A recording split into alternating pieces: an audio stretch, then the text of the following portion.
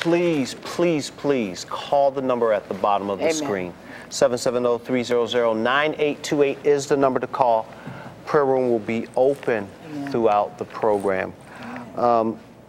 We have another gentleman that's joining us this evening, and just some of the things that we were talking about.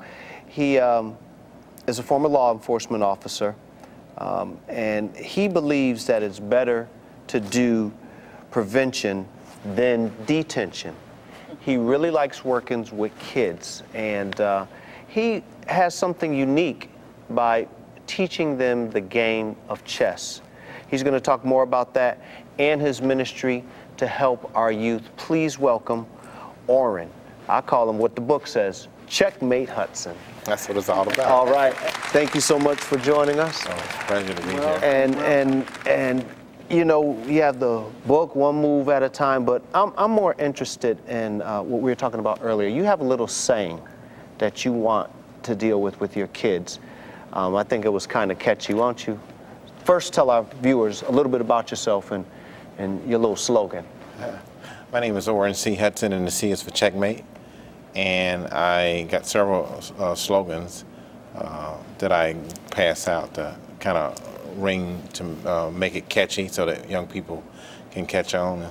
My most famous slogan is heads up, pants up, grades up, and the big one, never give up. Wow. And so we teach people that sometimes you got to separate in order to elevate, because sometimes if you walk in with, the Bible says if you walk with a wise man, you'll be wise, but the companion of a fool shall be destroyed.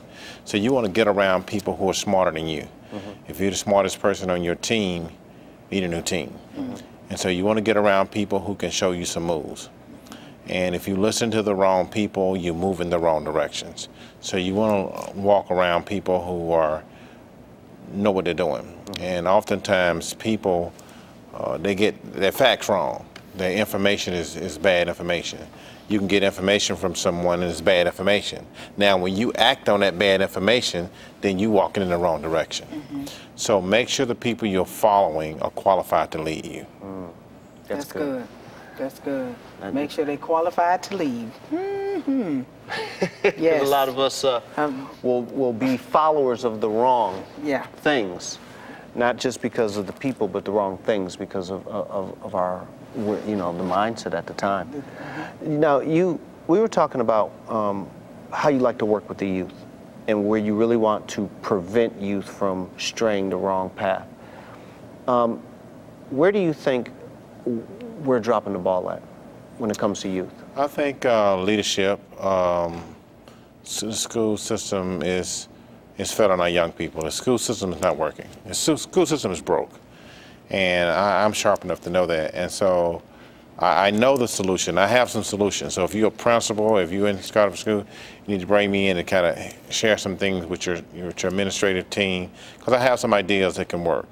And the problem is we acting on bad information. And I'll give you an example. When I competed in the World Open Speed competition in Philadelphia, you have 27 different countries competing.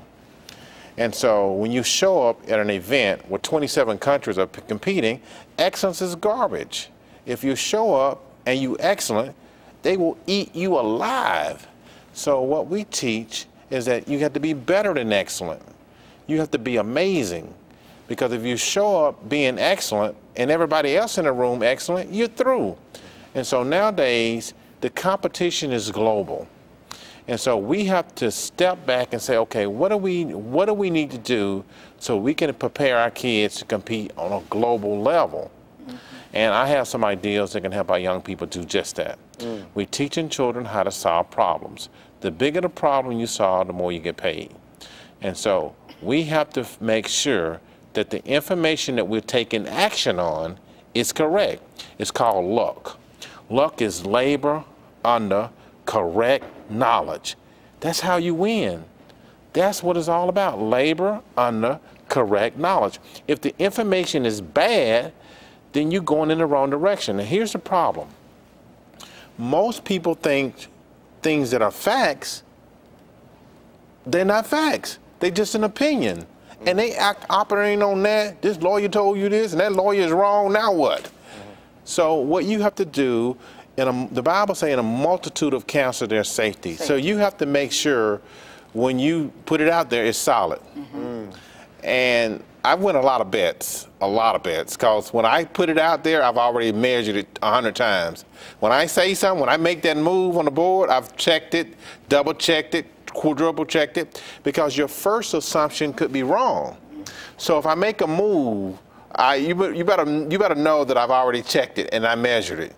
And so that's how you win. You got to make sure you inspect what you expect, you never assume, and you question everything. Because people will give you information and it's bad information. Now, they're not giving you that bad information on purpose, they just don't know any better. Or the information used to be correct. And it's not correct. It's not correct anymore. You know, Best Buy used to be there, but it's closed now. You know, Staples used to be there, but it's closed now. Kmart's at one point was #1 in the world. Okay? Now, Walmart got them beat by 10. So you got to update your knowledge. You got to constantly update your knowledge. And the attitude I have, I know 0.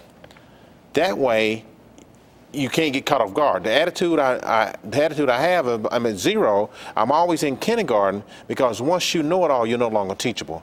School is never out for the pro, and I'm open to spelling my name in a different way if I have to. They say, Orrin, you've been spelling your name wrong for 40 years. No problem. What do you think I need to do to make it better? I'm open for everything. So always stay humble, always realize that information is changing, and always try to see things from the other person's perspective. Because it could be correct from their perspective, and it could be correct from my perspective. So you want to try to find out where you can see from both perspectives. When I'm playing chess, I'm looking at the board from his perspective and mine. So I can look at your board, even though I'm on this side, I've trained myself to look at what he's looking at as well. So you got to be able to look at things from everybody's perspective. So that by doing that, it's a win-win. It's a win-win. You said something that was kind of interesting about the knowledge and about the bad information. Is the bad information because we're not updating, say, our books that our children are learning in school, things of that nature? Well, we got to teach children to embrace technology. And because at one point AOL was #1, now you got Google. So you got to embrace technology, and you got to always update and always continue to learn. And always realize that the information is changing. So the books could be outdated, yes. And so you want to always get the latest score. You know, just because they were, you know, my brother called me, he said, Orrin, I want my money right now. I said, why? He said, Auburn is losing 24-0. Alabama got them beat. I want my money right now. And I said, well, what's the quarter is? He said it's halftime, but it's 24-0, and they playing in Alabama, and Auburn's gonna lose. And I said, not so fast. Wait till the game is over, because that information is not strong enough. Well, the final score, I think Auburn won by 3 points. The bottom line is his information was not strong enough, because he got the second quarter score. You got to always get the final score, and always get the score when the referees are in their car, because it could change. You know, don't, as long as the referee's on the field, wait till they get in their car, then you can count it, because you may take your helmet off. He moved the ball 15-yard close, they kick a field. Now what? Wow. So don't celebrate until the referee is in his car. You honestly went there. He said, wait till they're in the car. In the car. Wow. So you said, you know, you use chess. Your book, One Move at a Time, How to Play and Win at Chess. And you teach young people new thinking strategies by teaching them chess. Yeah, how to solve problems, how to think things through. Is this true? Is this honest? Is this the best move I can make? We got an event coming up called Be Someone Day. It's our 10th annual Be Someone Day. And what I'm going to do in that, for the Be Someone Day, which is coming up this weekend, well, May 5th, and I'm gonna bring in some of my mentors and some of my trainers and some national recording artists and Piano Man and Mr. Entertainment, Magic Guy, several people.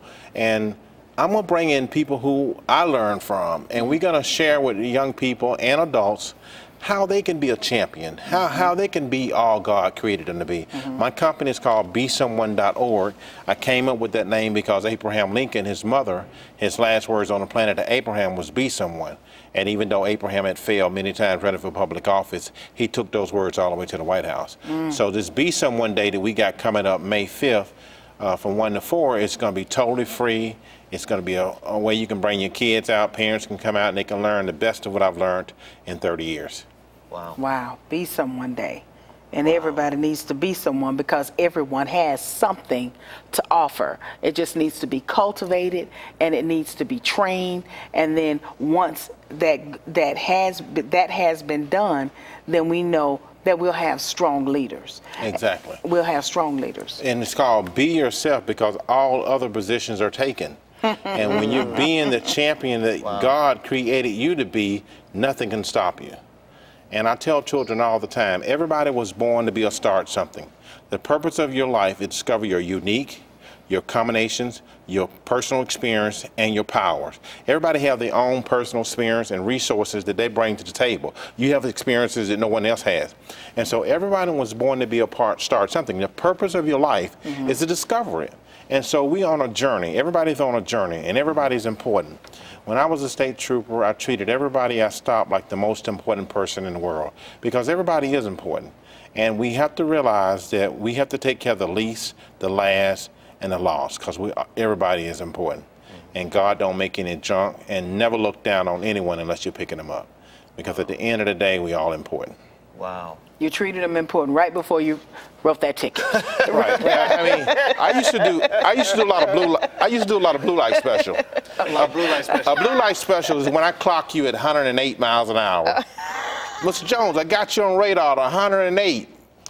And if I put 108 on there, you're going to pay $600. But if I bump it down to the speed you slow down when you saw me, yeah, you slowed down to 75. Right. If I put 80 on there, you pay a lot less. So I've done a lot of blue light specials where I don't put the, I could mess them up, but I said, no, I'm going to treat you better than I want to be treated. If I put 75 on there, oh, thank you. They happy. So it's a win-win. They got a ticket.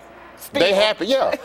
I saved them $500. I could have put the 108, but he slammed no brakes when he saw. We all slam on brakes when we see the blue.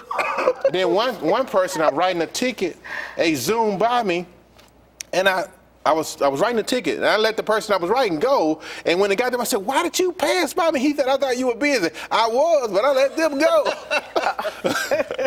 Wow. That I guess that blue light special. That goes to the myth that I've told my wife. She's told me a couple of times.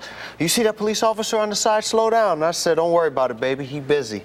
Yeah. Oh no, because see, when you zoom by us like that, we let the person go who I'm writing, and we go get you. Like, what?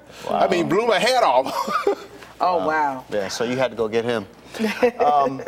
How could our viewers find out more about your event coming up in May, and more about this book and how to get in touch with you? My book is One Move at a Time. You can get it. You can get this book at besomeone.org. To get an autographed copy, you only can get it at besomeone.org.